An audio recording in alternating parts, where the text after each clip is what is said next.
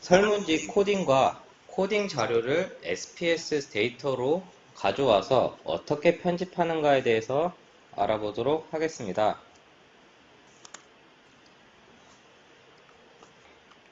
전체 총 48가지 문항이 있는 설문지이고 5점 척도를 이용해서 측정을 하였습니다.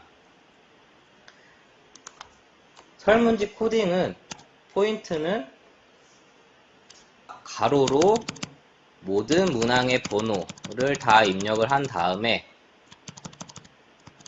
밑으로 갈수록 샘플을 하나씩 입력을 하는 것입니다. 첫 번째 설문지는 이렇게 입력을 하고 두 번째 설문지, 세 번째 설문지 결국 결측된 자료를 빼면은 총 251개의 설문지가 코딩된 샘플 데이터를 가져왔습니다. SPSS를 실행한 다음에 파일을 누르고 열기 메뉴에서 데이터를 누르면 파일 유형의 엑셀 파일을 눌러서 코딩 자료를 열어보도록 하겠습니다. 지금 엑셀 자료를 성공적으로 입력을 했습니다. 물론 이 상태로 분석을 해도 전혀 문제가 없으나 보다 효율적으로 진행을 하기 위해서 이름, 유형, 너비, 소수점 이하짜리, 설명, 값, 결측값, 열, 맞춤, 측도, 역할 이러한 자료에 대해서 정리할 필요가 있습니다. 샘플로 잘라서 보도록 하겠습니다. 가장 중요한 것이 레이블입니다.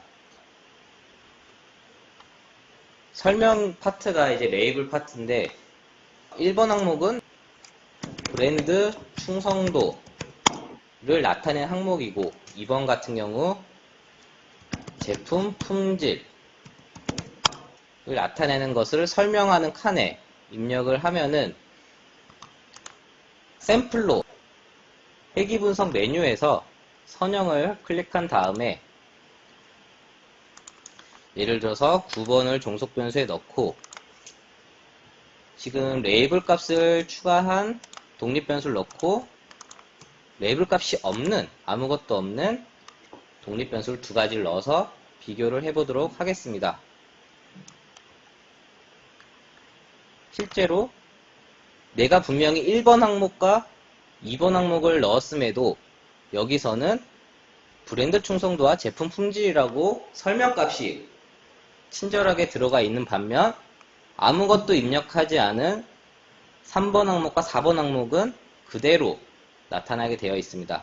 물론 통계 결과는 동일하게 나타나지만 내가 이것을 복사를 해서 편집을 하고 한글 파일로 논문 본문에 삽입하는 과정에서 이러한 과정을 미리 거친다면 굉장히 효율적으로 작업을 할 수가 있습니다.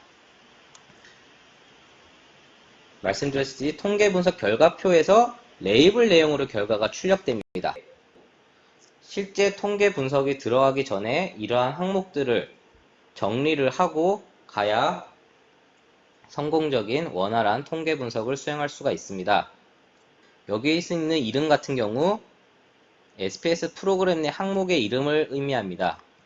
예를 들어서 정당 선호도라는 변수를 엑셀에다가 혹은 SPS에다가 A라고 입력을 했을 때 이름에서는 A라는 값이 들어가게 되고 그 다음에 유형이 있는데 유형은 숫자 또는 문자열을 선택을 할 수가 있는데 통계 분석을 위해서는 대부분 숫자로서 분석을 수행하기 때문에 가급적 숫자로 입력을 하고 문자로 입력을 하고 싶을 때에는 남성 혹은 여성이 있을 때 1번은 남성을 의미하고 2번 값을 넣은 다음에 2번은 여성을 의미한다고 추가적인 설명을 통해서 진행을 할 수가 있습니다. 너비의 경우 입력 가능한 자릿수를 나타내고 소수점 이하짜리는 소수점 몇째 짜리까지 데이터에 나타나게 할 것인가를 의미하는 것입니다. 그 다음 값은 각 숫자 값이 나타나는 내용, 이 부분도 굉장히 중요합니다.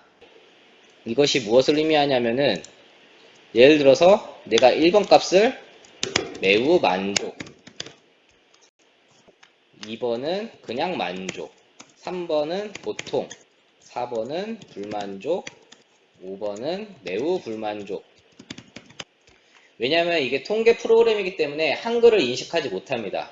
그래서 대부분의 값들이 숫자로 들어가기 때문에 분석에 들어가기에 앞서 미리 값을 세팅을 해놓으면은 나중에 결과표가 보다 편리하게 도출을 할 수가 있습니다. 빈도 분석을 통해서 확인해 보도록 하겠습니다. 분석 메뉴에서 빈도 분석을 클릭해 보도록 하겠습니다.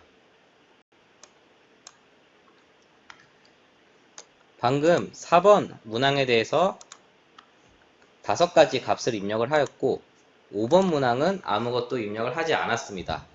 이 2가지 항목에 대해서 결과가 어떻게 나오는가 비교를 해보도록 하겠습니다.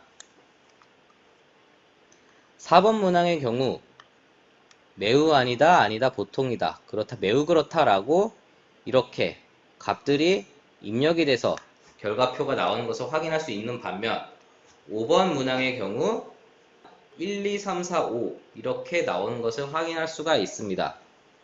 그대로 복사해서 논문에 삽입을 함에 있어서 이렇게 1차적으로 편집을 하면은 보다 효율적으로 논문을 완성할 수가 있습니다. 결측값의 경우 결측값을 어떻게 처리할 것인가 라는 것인데 일반적으로 SPSS에서는 공란인 경우 값이 비어있는 경우 결측값으로 인식을 하는데 결측값을 눌러보면은 결측값이 없음 이라고 할 수도 있고 이산형 결측값, 이 말은 결측값이 존재하는 경우 특별히 99라던가 999라고 해서 표시를 하겠다 라고 해서 입력을 하는 것입니다.